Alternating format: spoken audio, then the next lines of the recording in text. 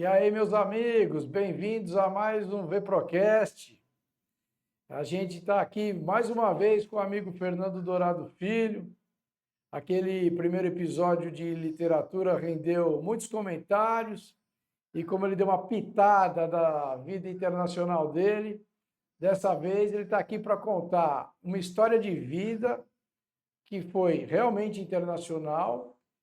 Isso é de trazer cultura para nós, como também para você que pensa em morar fora, trabalhar com relações exteriores e outras coisas diversas, vai ser de muita utilidade.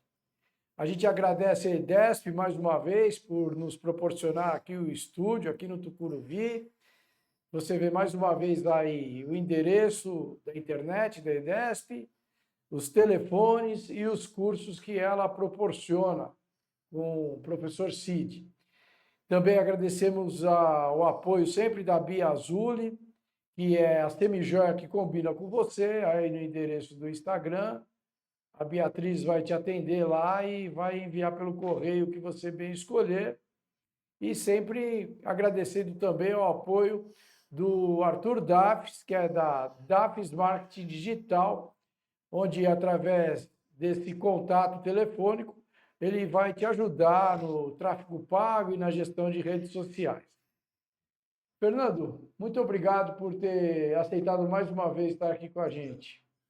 Ricardo, só você mesmo, para me fazer voltar nesse prazeroso endereço onde eu estive há alguns dias, mas decididamente acredito que a repercussão foi tão boa, né? Eu próprio recebi tanta consulta direta que, quando você acenou com o segundo convite, eu disse, vamos voltar lá e conversar sobre o lado escuro da Lua. Você tem assunto para vários podcasts, né, Fernando? Então, vamos direto ao ponto aqui. O Fernando, ele foi incentivado pelo pai a viajar para a Europa desde adolescente. De lá para cá, eu já vou adiantar, só para o Japão ele já foi mais de 100 vezes. E ele fala 12 idiomas, conhece quem você imaginar. Já teve em pub com o Rod Stewart, é amigo do Fernando Henrique. Então, tem muita coisa para ser falado, além das coisas culturais que serão abrangidas. E eu já posso, como conheço ele, a gente já bateu muito papo, na hora de voar para a Europa, ainda bem que você não foi no voo, né, Fernando? Que senão você não tinha essa história para contar, né? Olha, Ricardo, vamos colocar os pontos nos is. Certo. Certo? Quem conta um ponto, aumenta um ponto. Não é assim que o ditado diz? E, especialmente em se tratando de um amigo, geralmente a gente costuma ser mais generoso do que é normalmente. Na verdade, eu tive esse estímulo doméstico, digamos assim, mas ele não se deu sem sacrifícios de todas as partes, né? Certo. Eu sou um sujeito que, apesar de nascido em Garanhuns, eu vivi na cidade do Recife. Para quem conhece o Recife, sabe que a Rua da Aurora, né, fica de frente para o Rio Capibaribe. Nós temos depois, morávamos no 16º andar, depois de uma faixa uma ilha, nós temos o Oceano Atlântico. Então, quando eu ganhei minha primeira bicicleta, acho eu, o meu passeio favorito era para o Cais do Porto do Recife. Eu atravessava a ponte de Limoeiro, a ponte Duarte Coelho, Buarque Macedo, Princesa Isabel, enfim. E eu ia para a zona portuária. E ali eu ficava vendo assim, aqueles navios colossais, né, que não se comparam aos navios que a gente tem hoje, mas com bandeiras de várias procedências, bandeiras da Libéria, da Grécia, dos Estados Unidos, de vários países africanos. Eu era fascinado por aquilo. Quer dizer, aquilo que levou os portugueses a desbravar os mares, né? Eu senti essa mesma pulsão do lado de cá do Atlântico. Eu queria saber o que havia do lado de lá. Então eu chegava à minha casa muitas vezes com moedinhas de países estrangeiros que os marinheiros jogavam, né, assim no cais para eu pegar. Minha mãe dizia, mas menino, como é que você conseguiu isso? De onde é que é essa moeda furadinha no meio? Eu digo, isso aqui é uma moeda japonesa e tal, tem um furinho assim e tal. Às vezes uma caneca, às vezes aquelas coisas que falavam de outras culturas, elas me eram muito chamativas, muito convidativas. E, efetivamente, a partir dos 13, 14 anos, eu comecei a me corresponder com alguns familiares que moravam fora. Né? Nós vivíamos numa época discricionária aqui no Brasil, começo dos anos 70, a ditadura militar vivendo o seu momento mais truculento. Eu tinha primos mais velhos que não tinham suportado a situação aqui no país e que tinham ido estudar fora, né? Como bolsistas. Um deles estava morando em Paris.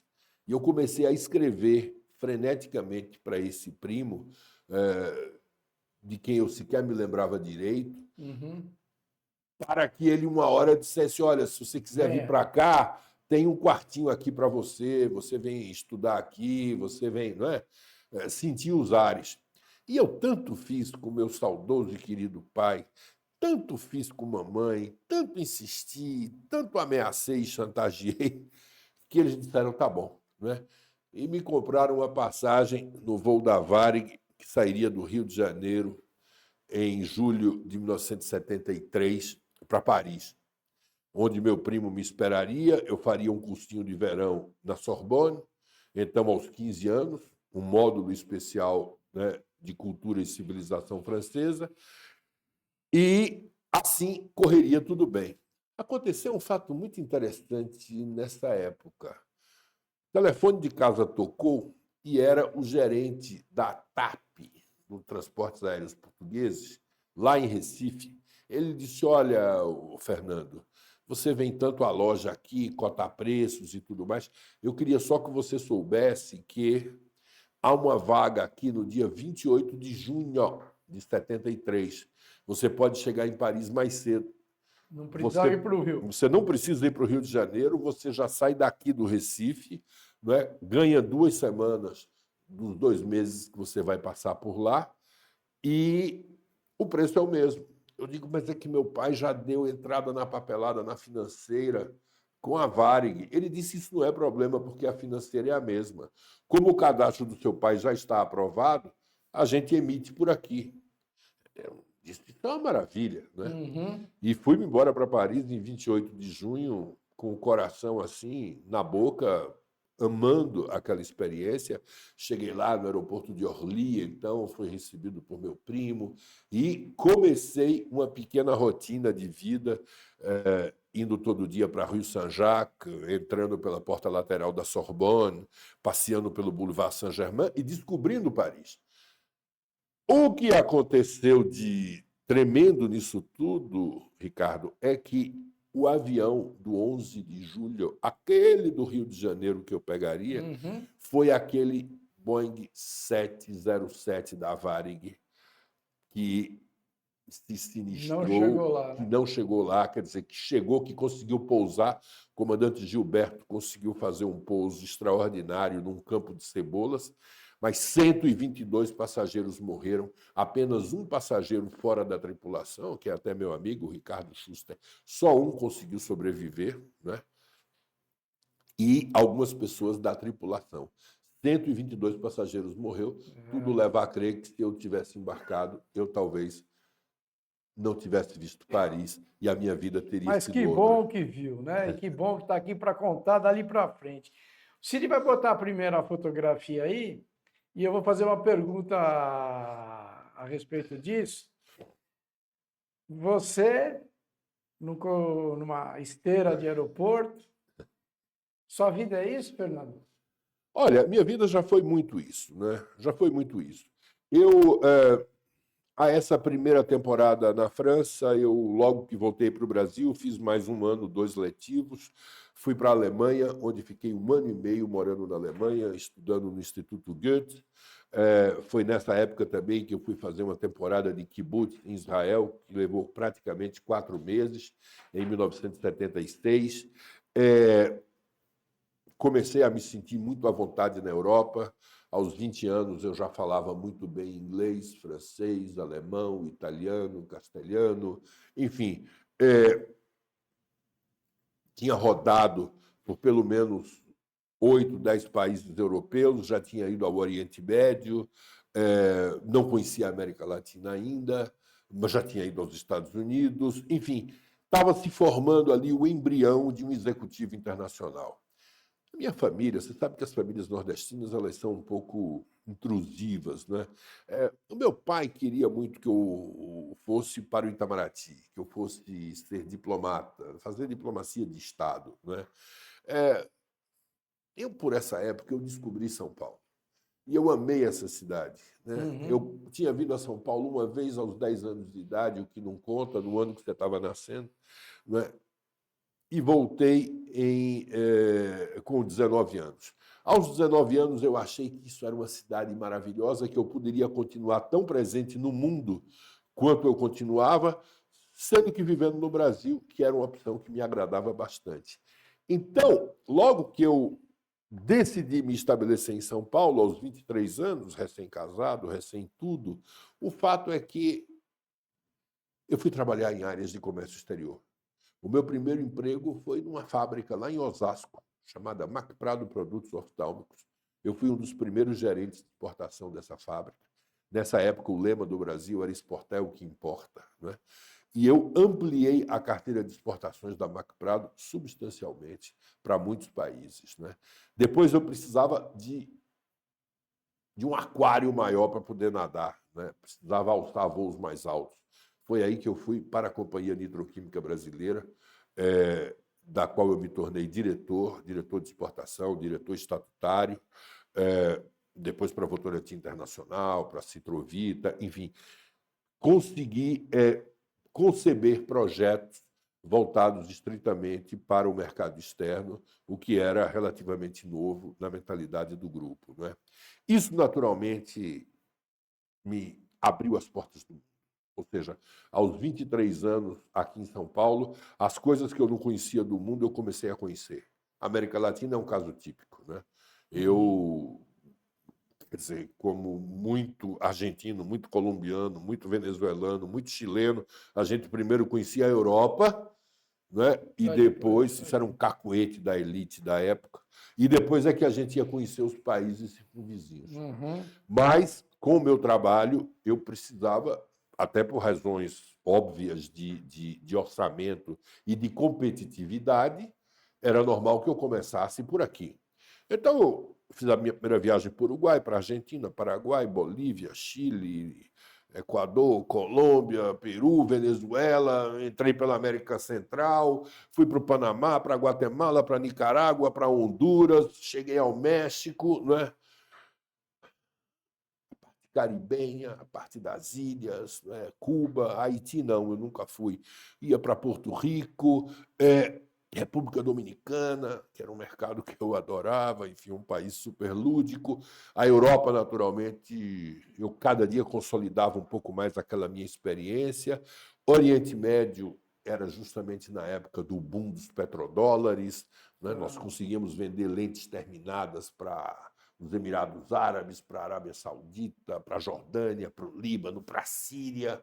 Enfim, quando eu fui para um grupo maior, naturalmente esse desafio se colocou numa escala planetária. Porque o Grupo Votorantim tinha um pouco, vamos dizer, tesão fabril. Eles queriam fazer a fábrica, certo?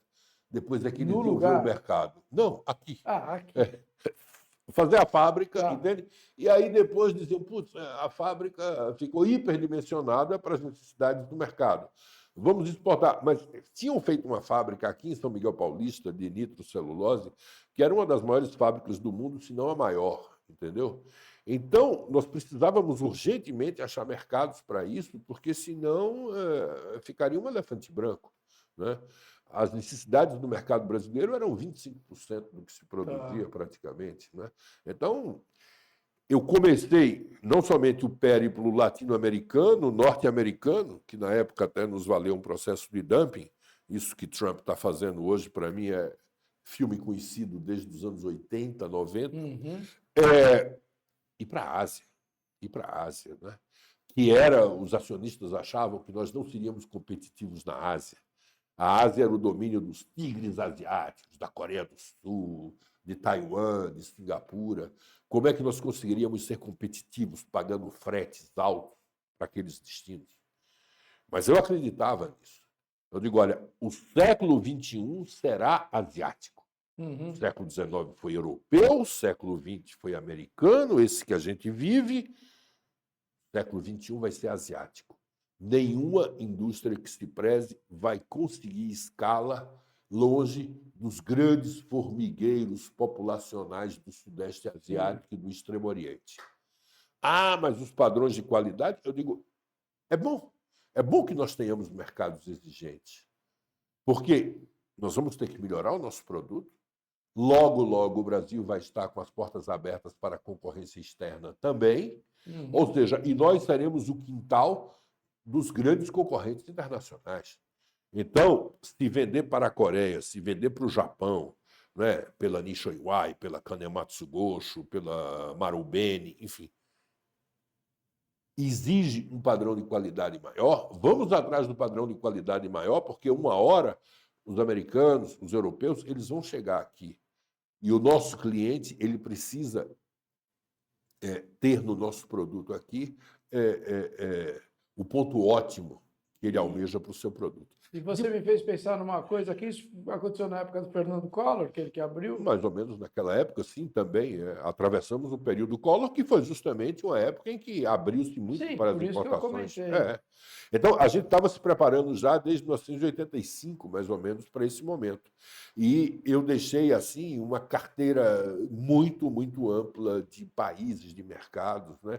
Eu fazia périplos assim, tipo Japão, Coreia do Sul, Hong Kong, Taiwan, Vietnã, Tailândia, Singapura, Malásia, Filipinas, Indonésia, sabe? Subia tudo de novo, fazia isso 3 vezes por ano. Ia para a África, veja bem, na África a escala era muito menor. Né? Na África, você tinha até dificuldades para atingir certos portos, as conferências de frete nem sempre cobriam linhas, sei lá, para a Nigéria talvez, para Angola já um pouco menos, mas eu tinha clientes no Quênia. Né? Eu lembro que eu cobria a parte magrebiana da África, quer dizer, o Egito, Tunísia, Líbia, Argélia e Marrocos. Aí a gente estava relativamente bem, especialmente na Tunísia e no Marrocos, um pouquinho no Egito. A África subsaariana, a África negra propriamente dita, que era um domínio francês, inglês, países como Senegal, Costa do Marfim, Camerun, Togo, eram países de acesso um pouco difícil, porque eles tinham um convênio de crédito recíproco com a França, em francos franceses, em francos africanos e tal. E nós tínhamos também as empresas que eram muito fiéis aos ingleses, né? No caso, a ICI, isso na Nigéria e em toda aquela zona do Golfo. Mas nós precisávamos da África. Nós precisávamos da África. Nessa época, nós tínhamos a chamada a diplomacia pragmática do chanceler Azeredo da Silveira. Enfim, eu sempre trabalhei muito próximo ao Itamaraty, inclusive ajudei a montar o projeto CIPRE, o Sistema de Promoção de Investimentos e Transferência de Tecnologia do Banco Mundial, dentro do Ministério. Não é? Eu estava na equipe, enfim, que montou isso lá dentro.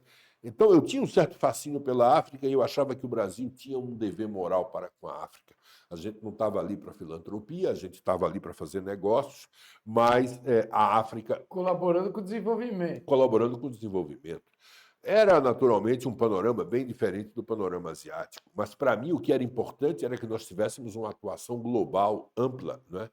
E assim foi. Até a Austrália, a Nova Zelândia, a Ásia toda que eu já citei, a África, a Europa, inclusive em mercados de padrão de altíssima exigência, como a Escandinávia. Né?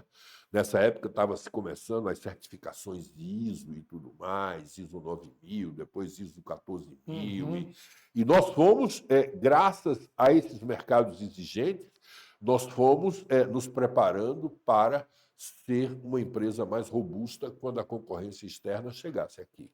Mas, sem dúvida que, para desenvolver esse aprendizado, seu amigo aqui gastou muitas pernas, muitos passaportes, muitas consultas em páginas amarelas. Não era uma época de Google. Sim, sim. Eu sou do tempo do guia É, e não do Waze.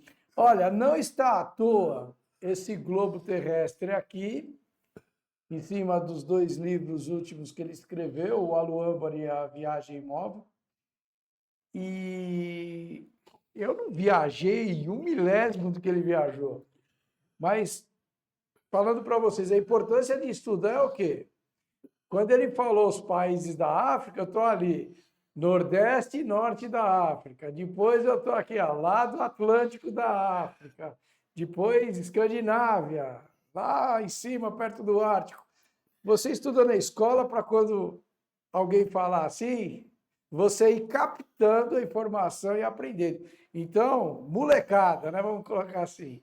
Se esforcem para aprender cultura, porque a vida inteira você vai conhecer pessoas como o Fernando e vai estar ali na conversa, mesmo não tendo a vivência, estando ali entendendo o que ele está falando. Fernando, choques culturais, paradigmas, a ambientação que você teve que quebrar muros mesmo, conceitos durante a vida. olha, isso, na verdade, é uma arte. Decorre de muita observação, né? De muita sensibilidade, de saber tirar lições dos eventuais erros, mesmo porque naquela época as coisas não estavam muito manualizadas. E hoje a manualização disso pouco serve, naquela época menos ainda, entendeu? Por exemplo, você vai viajar para Singapura. Digo, o que eu sei de Singapura? Eu sei que é uma cidade-estado do tamanho de Belo Horizonte, que tem o aeroporto mais eficiente do mundo, que tem o porto de carga e descarga mais rápido do mundo, que tem uma população composta por malaios, por chineses e por indianos, que tem um ditador ali com mão de ferro, que se você cuspir um chiclete no chão, você leva 5 chibatadas na rua, na frente de todo mundo, que as pessoas são incitadas a falar mandarim ou inglês, não falar dialetos chineses, enfim, e que está se criando uma meritocracia em que os ministros de Estado são os mais bem pagos do mundo, mas se forem pegos com a boca na botija, em algum caso de corrupção, são enforcados em rito sumário. Pronto. Entende? Era isso que eu sabia de Singapura. Isso é fascinante e é apavorante. Sim. Você é um rapaz de 27, 28 anos, né, com a sua pastinha ali embaixo do braço. Já desce tremendo. Você já desce, né, você já vê uma forca ali. Diz assim, qualquer importação de drogas ilícitas aqui é forca imediata. E coisas assim, bem... Eu digo, meu Deus, quais são os fundamentos dessa cultura? Né? De onde é que isso vem? Como é que isso começou? Sensação de muito bem-estar sob certos aspectos, hotéis impecáveis, restaurantes lindos, um povo educadíssimo, as ruas limpas, bem diferente de Hong Kong, por exemplo, né? Que também era um portento de logística e de diversidade cultural, mas que já era um pouco mais bagunçada, enfim, já era um pouco mais caótica. Né? Eu diria, qual das duas eu prefiro? Né? O que tem a ver o Japão com a Coreia do Sul? Por que os japoneses... tecnologicamente tão avançados, como é que eles podem ser tão apegados às suas tradições? Por que os japoneses só gostam de falar das coisas essenciais ao trabalho à noite? Por que durante o dia você fica com a sensação de que não avança? Por que à noite, quando eles tomam uma biritinha, eles soltam a língua? Se alguma coisa der errado à noite, pode ser atribuído à bebida, não é isso? Mas, por outro lado, as verdades daquela relação, elas só serão ditas à noite e não durante o dia, porque durante o dia alguém pode ficar vendido nessa história, alguém pode ser desmoralizado. Mas você atravessava 2 horas e meia de avião até Seul, a Coreia já era diferente disso. A Coreia tinha alguns meneios assim da cultura oriental, né, da cultura confucionista, shintoísta, mas, por outro lado, era um país também onde tinha muitos cristãos, onde as pessoas eram muito mais horizontais, muito mais desbocadas, falavam mais alto, modulavam a voz, batiam na mesa, estavam se preparando para os Jogos Olímpicos de 88.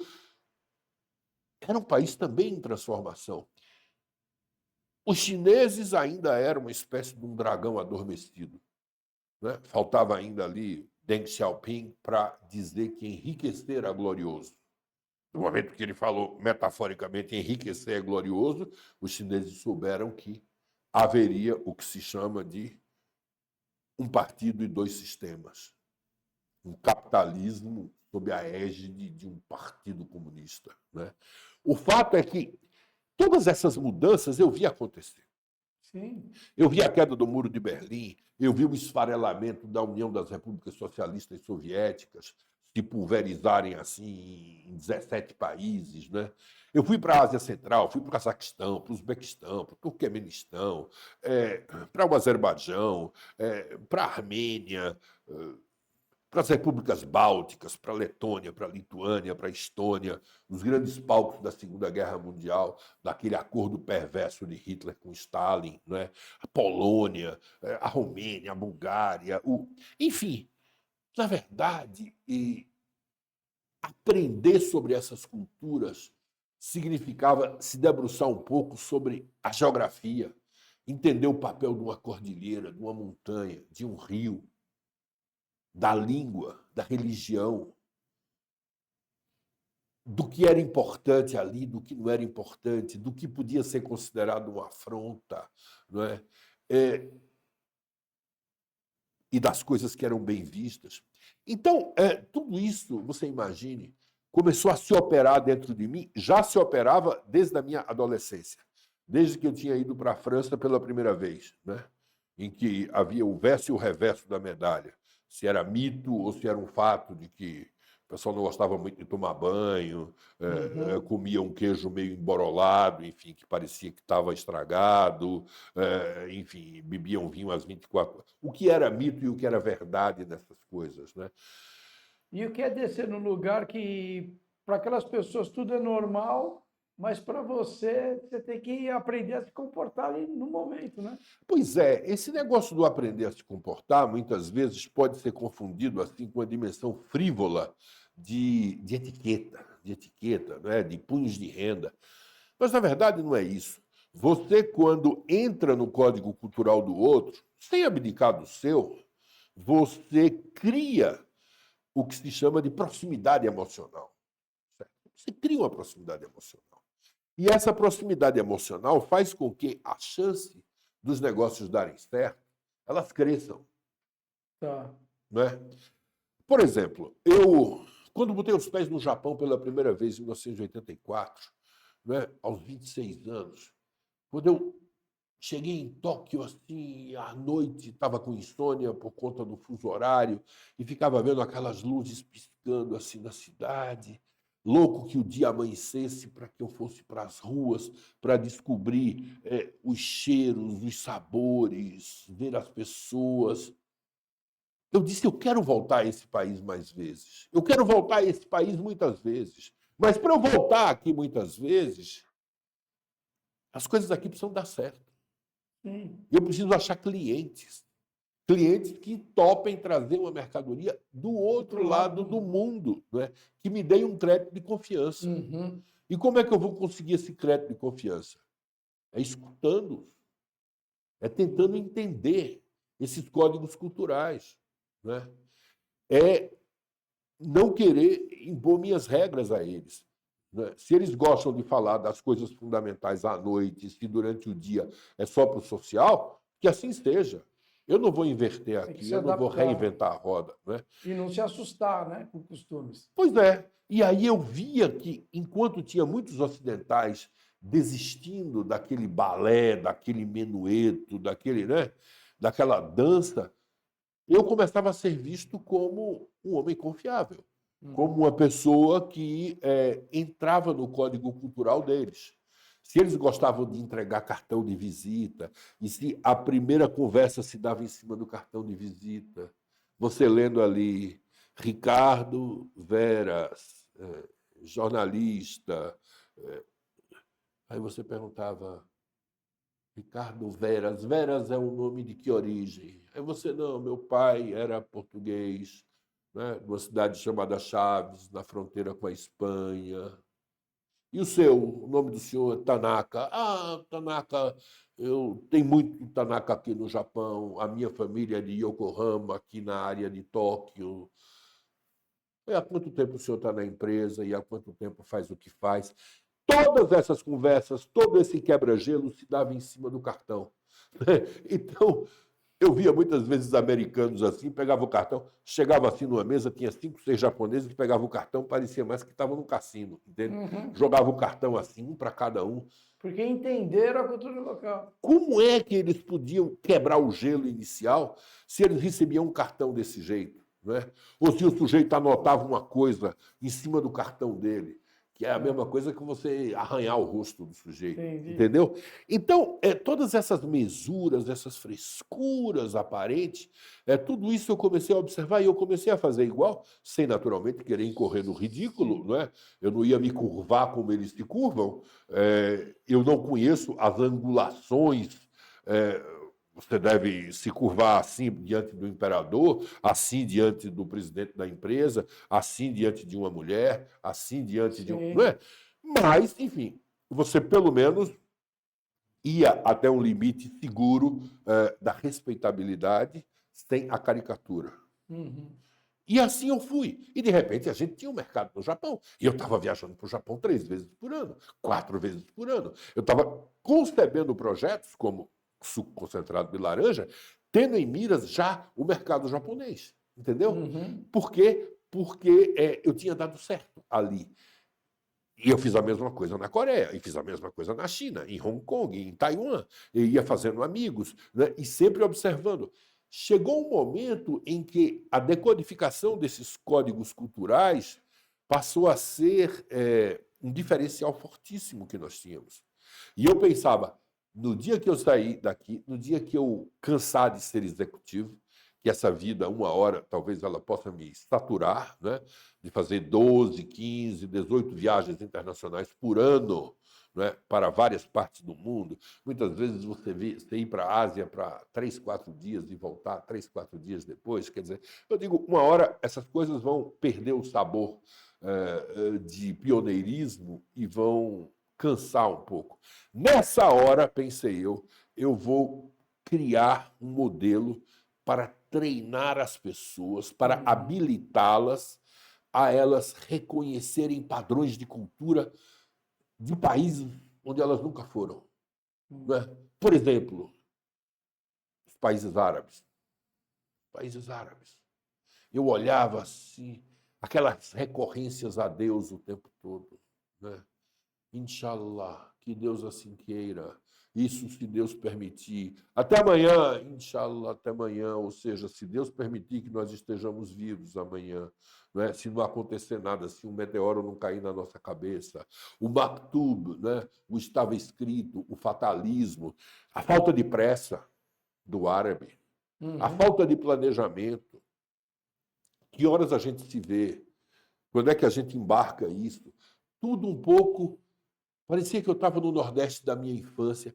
Você podia deixar as coisas para depois. A noção do tempo era circular, não era ativo linear, como é nos Estados Unidos, na Europa Ocidental, aqui em São Paulo. Né? Se você diz para mim, olha, nós vamos começar a nossa gravação hora tal, e eu vou mandar te pegar a hora tal, né? Eu preciso estar naquela hora ali embaixo do meu prédio, porque eu sei que a pessoa vai passar, que vai me trazer aqui, e que depois de mim você tem pessoas, inclusive muito mais ilustres do que eu, para conversar com você, né? Você tem um tempo de estúdio.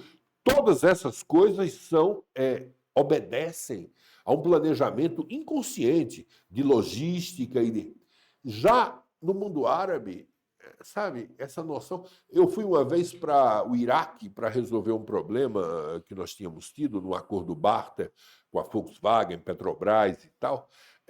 eu fiquei 4, 5 dias no Hotel Rashid, em Bagdá, esperando ser chamado pelo ministro da Indústria Leve. Né? Depois de 3 dias, eu já estava assim, eu digo, meu Deus do céu, um calor. Julho em Bagdá, você não imagina o que é. Chega um sujeito lá do ministério e diz, o ministro foi a Roma, precisou ir a Roma. Eu digo, mas eu estou aqui há 3 dias esperando para falar com ele. Não, ele foi a Roma, ele volta logo. Eu digo, quando? Logo. Eu digo, quanto é logo? Não sei, é o ministro, eu não vou perguntar isso para ele. Pode ser 2 dias, pode ser uma semana, pode ser. Eu digo, eu estou aqui para falar com ele. Fique tranquilo, fique tranquilo. Por que não vai dar um passeio? Por que sabe? E, de repente, o cara aparece. O ministro talvez nem tivesse viajado para Roma, entende? Mas, quer dizer, uma total irresponsabilidade. Claro, isso tem também o lado autoritário da coisa, né? Autoritário. Uma coisa é você chegar, por exemplo, na Escandinávia, né? O sujeito pega o seu passaporte ali e tal, brinca com você, diz, pô, você é de um país tão bonito, do Brasil, o que você está fazendo no mês de fevereiro aqui em Copenhague, como já aconteceu comigo, né? O cara fez assim, olhou para o meu passaporte e disse, o senhor deve ser maluco. Tem que estar no carnaval. Eu disse, devia estar no carnaval lá. Eu estou aqui porque eu não tenho escolha. Quer dizer, essa simpatia de uma autoridade fardada, isso é inconcebível num país de matriz autoritária. Você não vai chegar à Coreia do Norte e o sujeito não vai fazer uma piada a respeito disso. Né? Uma mulher não vai descobrir a cabeça impunemente no Irã e deixar os cabelos soltos ao vento. Então, todas essas coisas exigem uma adaptabilidade grande. E, olha, dentro de países, você tem países. Né? Você vai num país como a Espanha, por exemplo, uma coisa é você estar no País Basco, né? Está lá em Bilbao, outra coisa é você estar em Sevilha, na Andaluzia. Sendo do mesmo país. Sendo do mesmo país. Uma coisa é estar em Barcelona, né? Na Catalunha, outra coisa é você estar na Galícia, perto da fronteira portuguesa. Né? Não somente muda a forma de falar, como tem também dialetos locais, como a mentalidade e como a culinária. Entende? Isso vale com a Itália. E você acha que com o mundo da internet, as viagens para negócios diminuem? Essa nova geração, como entender isso, aprender isso, sem a necessidade de tanta viagem? Eu acho que você não aprende só viajando. Você aprende pela literatura, você aprende pelo filme, pelo cinema, você aprende com seus amigos, a interação, o compartilhamento. Eu acredito que isso hoje esteja profundamente compartilhado. Né? Se você der um clique aqui e disser assim, bom, negociação com sul-africanos, né? Tenho certeza que quem responder isso, nem que seja inteligência artificial, ele vai dividir as tribos africanas, né? Quem são, quem fala Xoxa, quem fala Zulu, quem fala inglês, quem fala africano, né? Quem fala... Né? Vai criar esse tipo de segmentação. Na verdade, nada substitui, quer dizer, a química do encontro. A química do encontro. Né? Você não pode jogar futebol virtualmente, não é isso? Você pode jogar xadrez virtualmente, né? Mas até o momento que você está sentado ali com o seu adversário, fatores emocionais começam a pesar. Né? Então, esse mundo internacional é um mundo ainda cheio de surpresas, porque tem muita coisa que pode estar unificada. Os padrões de consumo, sabe? O que é um relógio bom, o que é um carro bom, o que é isso, o que é aquilo. Mas o significado dessas coisas para cada uma das culturas é diferente. Né? E hoje nós temos, de certa forma, uma regressão da história, quer dizer, que mais se assemelha ao começo do século XX do que propriamente ao fim do século XX. Né? Hoje nós temos um estranhamento, né? Mercado se fechando, o fim desse multilateralismo, a lei do mais forte, sabe? A lei do mais forte, o mais forte querendo impor a vontade sobre o mais fraco, dizendo, essa ilhota aqui, ilhota não, uma grande ilha, a Groenlândia, eu quero essa ilha é minha. O canal do Panamá, eu quero ter controle sobre isso. Por quê? Porque eu sou o mais forte. Entende? Quando, na verdade, todo o sistema foi criado, você imagine se na escola nós tivéssemos uns brutamontes, uns caras corpulentos assim, e tivéssemos aqueles baixinhos, aqueles quietinhos, um pouco mais franzinos, que eram objeto de bullying, entende? Você imagine se não tivesse a força de intervenção da professora, do diretor do colégio, da orientadora escolar, para dizer, olha, aqui são todos iguais, aqui você pode ser forte, pode levantar 50 quilos, esse levanta 5. Mas vocês são iguais aqui. E você não tem o direito de se prevalecer com a sua força sobre ele e tal. Criar esse tipo de regramento. O mundo está esquecendo isso, né? Então, eu vou fazer uma pergunta aqui que não estava aqui, mas é uma coisa que eu penso e vou pedir sua opinião. Eu não considero a ONU tão forte o suficiente para ser essa professora. Não, sem dúvida, eu acho que ela perdeu muito do seu papel relativo. Aliás, todas as organizações multilaterais hoje, elas perderam a força, né? Até a OTAN, com a virtual deserção dos Estados Unidos, ela perde o seu significado. O caso da Ucrânia é emblemático disso. A ONU está o tempo todo reunindo o Conselho de Segurança para aprovar uma moção de censura a um país X, um país Y, mas, na verdade, a lei do mais forte, a ONU parece ser realmente assim, quase que um capricho do calendário, né, em que as pessoas, a partir de setembro, outubro, se reúnem para as Assembleias Gerais, mas mesmo em cenários mais emergentes que eu digo mais urgentes, caso da COP, que acontecerá este ano em Belém, tudo isso, a gente vê, infelizmente, a força de tração dessas medidas assoberbadas por conta das dificuldades de hospedagem das pessoas por lá. Isso é cultural, Ricardo. Isso é cultural. Eu queria ver se houvesse, por exemplo, uma COP, uma coisa dessa dimensão global na Alemanha, por exemplo, ou mesmo nos Estados Unidos, né? Se haveria tanto improviso, sabe? Se haveria tanta.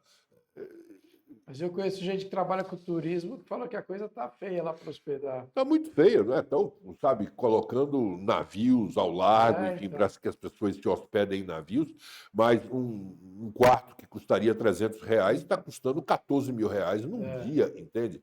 As pessoas querem, durante uma semana, 10 dias, 15, enfim. Fazer a vida. Fazer a vida, fazer suas aposentadorias. O presidente da Áustria falou já que não vem, entende? Porque eles não têm como, eles têm um orçamento, eles não têm como se curvar diante de certos caprichos, né? Agora eu vou fazer uma brincadeira aqui, né? Eu quero saber onde você estava na queda do Muro de Berlim.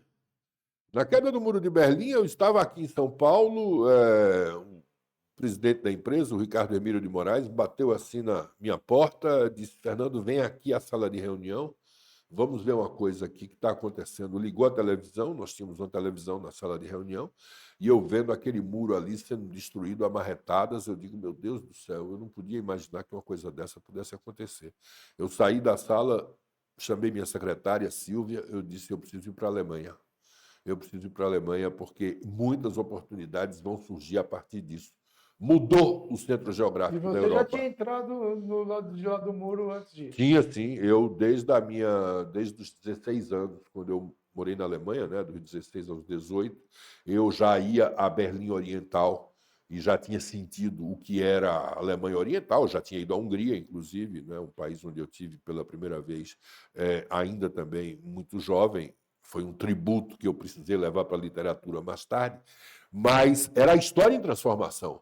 Eu digo, um executivo ele precisa estar, não é só o correspondente, como o querido amigo Pedro Bial, que estava lá também, mas um homem de negócios também, ele precisa estar ali, né? E, de fato, as privatizações daquele complexo industrial da antiga Alemanha Oriental começou a ser privatizado, ou seja, quem quisesse comprar, compraria e se estabeleceria no novo centro geográfico da Europa, mesmo porque a leste, né, na Polônia, na Hungria, na Romênia, na Bulgária, todos os regimes autoritários caíram, né? E com isso as oportunidades comerciais se espraiavam naquela direção. 11 de setembro. 11 de setembro. 11 de setembro Eu não sei se eu te vi nesse dia, mas eu estava aqui em São Paulo, estava saindo, você sabe que eu morava ali em Higienópolis, Uhum. estava subindo a Avenida Angélica. Quando saí de casa, dei uma olhadinha na internet, tinha uma coisa estranhíssima com respeito a um avião que tinha batido numa das Torres Gêmeas. Eu conhecia muito bem Nova York, de muitas e muitas temporadas. Aquilo não era rota nem para LaGuardia, nem para o Kennedy, para nenhum aeroporto representativo. Era muito esquisito aquilo, né? Mas Desvio de rota total. desvio de rota total, só podia ser intencional. Mesmo assim, eu digo, bom, tocar a vida. Quando eu ligo o rádio do carro, É segunda. aí eu digo, agora a coisa mudou. Eu dei meia volta ali na Praça Buenos Aires, voltei, cheguei em casa. Nessa época trabalhava comigo uma senhora de quem eu tenho muitas saudades, Dona Uhum. Celina. Eu disse, a senhora traga um balde de gelo, uma garrafa de uísque aqui, que eu acho que o apocalipse está chegando, entendeu? Ela disse, ela viu aquelas imagens assim, Uhum. disse, isso é na Paulista? Eu digo, é quase na Paulista, entende? É a Uhum. Avenida Paulista Ah, de algum lugar deles lá. tá certo. A morte da Lady Di. Marta Lady Di, eu estava com uma namorada, estava em João Pessoa. Eu lembro dessa história tão triste, né? Nunca mais deixei de passar ali no túnel Almar, perto da Torre Eiffel, sem lembrar disso. E durante o período de confinamento que eu fiquei todo na França, eu morava junto do hospital Salpêtrière, que foi onde ela foi Uhum. declarada morta. Sarriá, Itália 3, Brasil 2. Onde você está? Isso foi um dia terrível. Eu estava no refeitório de funcionários da fábrica da Mac Prado Produtos Oftálmicos, lá em Osasco, quando aconteceu aquilo. Anos depois, muitos anos na frente, eu, quando passei a frequentar Barcelona Uhum. bastante, eu vi que haveria o último jogo no estádio do Sarriá. Virou shopping, né? Viraria um conjunto de prédios, mesmo porque o Espanhol, que era o clube de lá, tinha dívidas previdenciárias muito altas, e o acordo foi que aquilo fosse transformado em prédios. Então, que haveria um último jogo, que era o Espanhol contra o Mallorca. Eu digo, eu vou ver, para ver se limpo esse trauma de mim, não é? E aí cheguei um pouco mais cedo no estádio, fiquei vendo aquelas traves ali, imaginando aquele 3-2 fatídico, aquele time maravilhoso, aquele jogo que mudou a história do futebol. O Sim. futebol nunca mais seria a mesma coisa depois daquele jogo. Mas você estava sempre no Brasil, tá? Achei que ia te pegar no pulo. A morte do Senna, onde você está? Paris, morte do Senna em Paris. Eu estava na véspera em Lugano, na Suíça.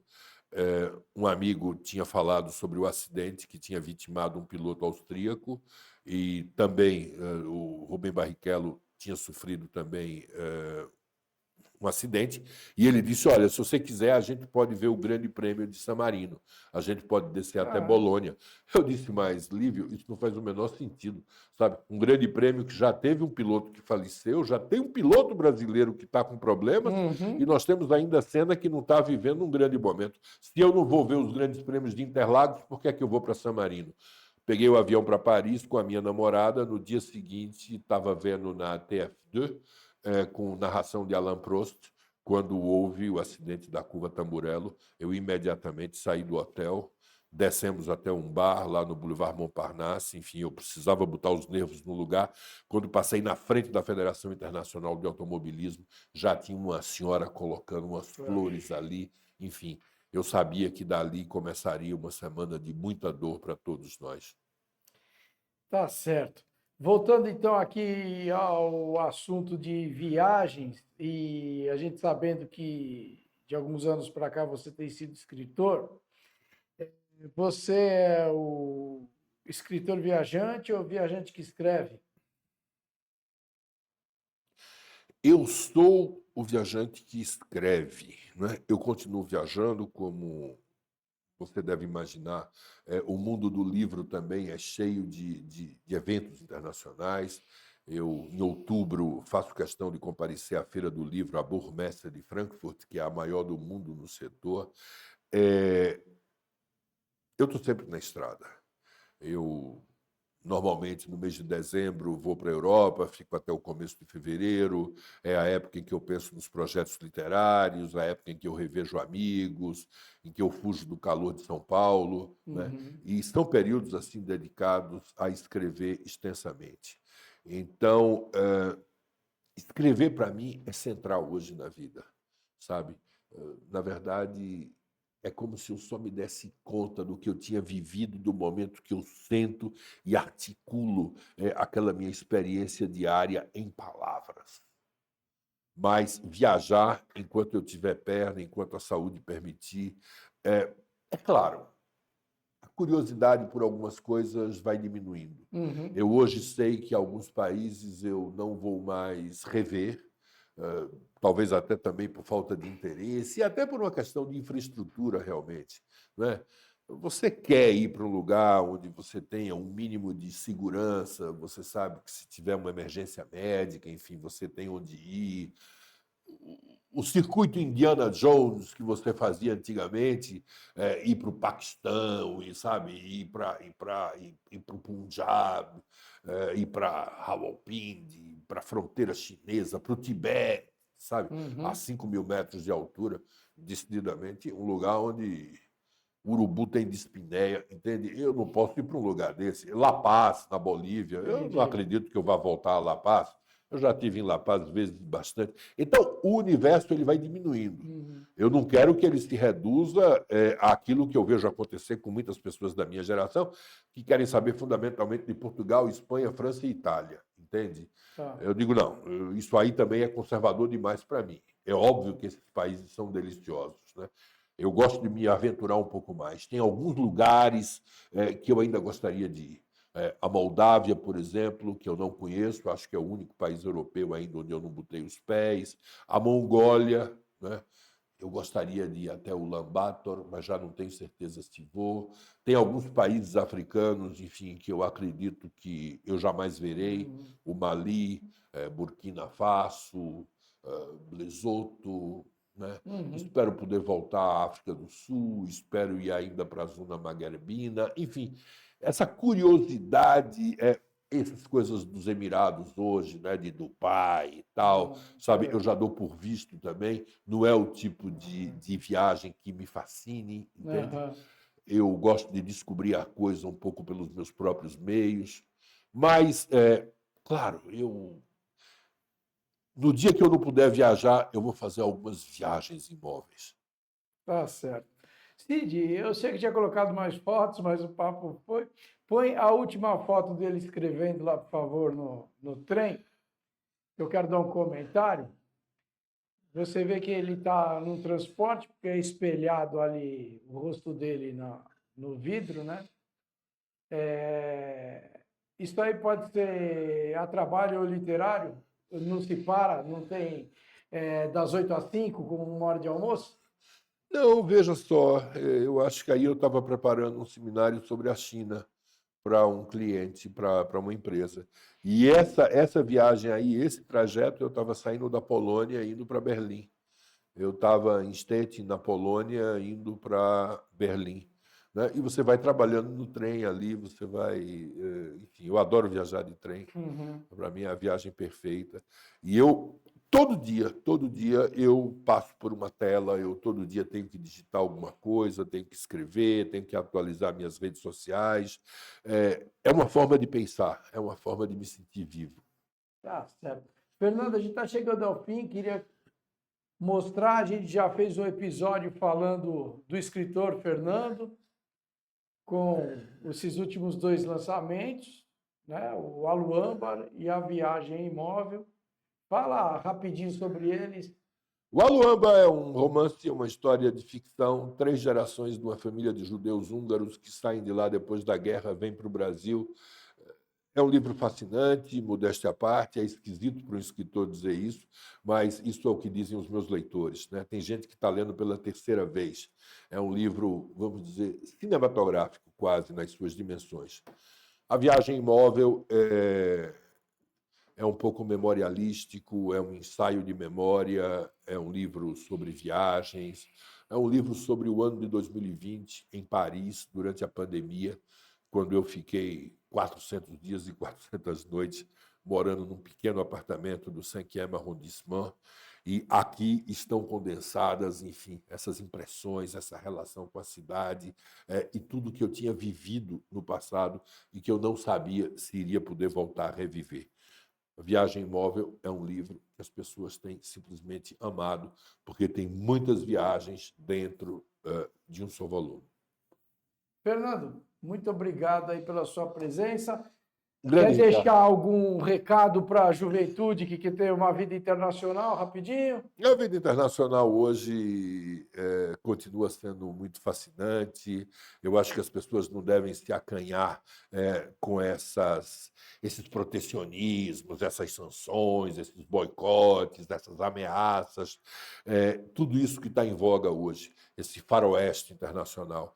Na verdade, nunca esqueçam de uma coisa: há muito mais gente boa no mundo do que gente ruim. Há muito mais virtude do que propriamente demérito. Mais cedo ou mais tarde, as pessoas de boa vontade elas vão se aliançar e vão trazer de volta para o cenário do mundo a compaixão, a solidariedade, o mais forte ajudando o mais fraco e não contribuindo para oprimi-lo. Acreditem nisso e a vida internacional será mais bela. Esse foi o nosso convidado de hoje, o Fernando Dourado Filho. E muito obrigado a você que acompanhou mais este VPROcast. Grande abraço, até a próxima!